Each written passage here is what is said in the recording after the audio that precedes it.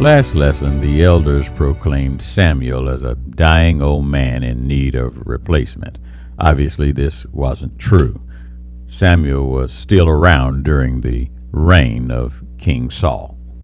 God rejected Saul because Saul did not obey God's commands, even building a monument to his own honor, raising himself above God.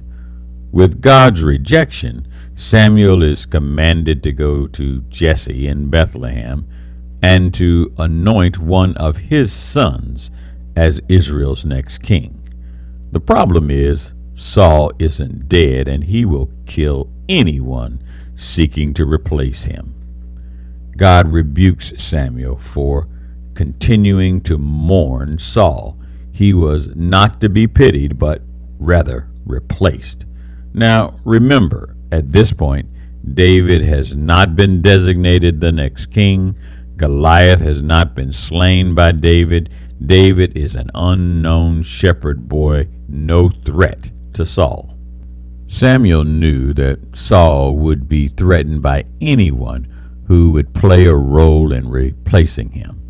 So he knew that God's commission of him was a dangerous mission.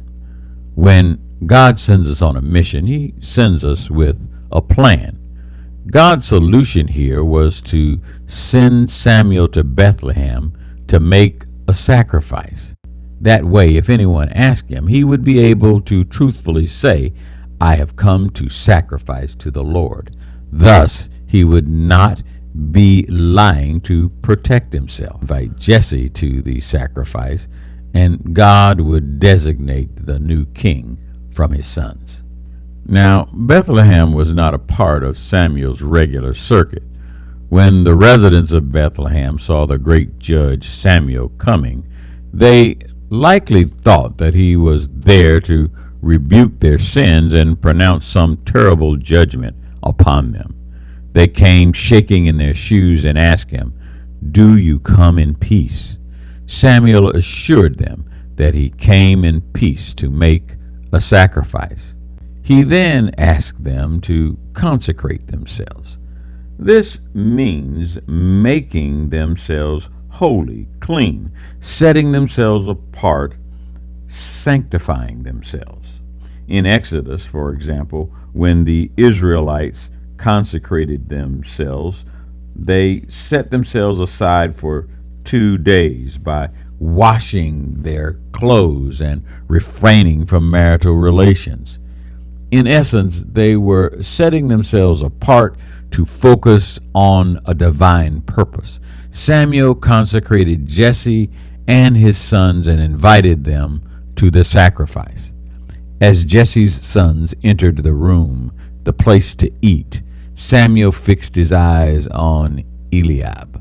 Tall, well-built, handsome, surely this was the next king of Israel. After all, he looked like a king on the outside, but God was looking at the inside, and Samuel was told that he should not be enticed by the outward appearance.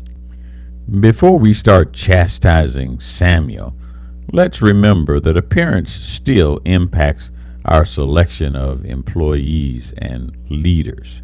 Except for Jimmy Carter, every president in the last 60 years has been 6 foot or more.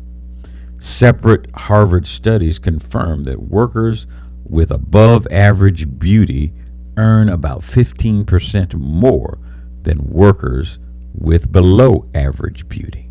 Attractive people are more likely to be hired, more likely to be promoted. We are still persuaded by appearances.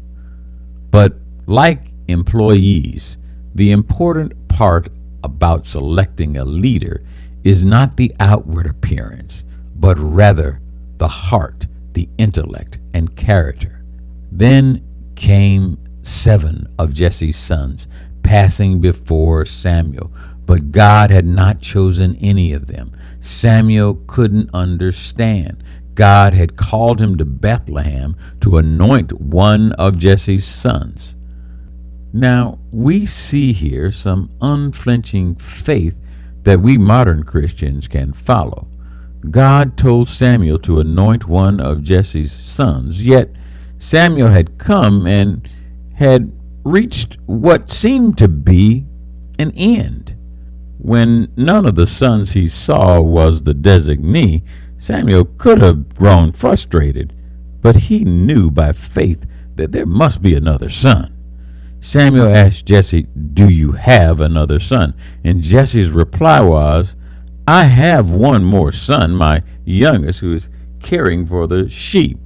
David was so far outside of the leadership profile that he was not even brought to the event. David is described as red-headed with beautiful eyes and a handsome appearance, but he is not the oldest son. He does not have the size or strength of the stereotypical leader of that day.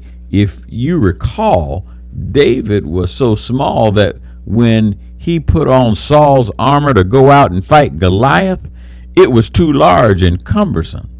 So when they went to get David, and when David arrived, the Lord told Samuel to anoint this one, the one who didn't look like the leader. Samuel took his horn of oil and anointed David in the presence of his brother, and the Spirit of the Lord continued to grow in David because he had not the look of a king, but he had the heart of a king. That's the lesson for this week. Have a great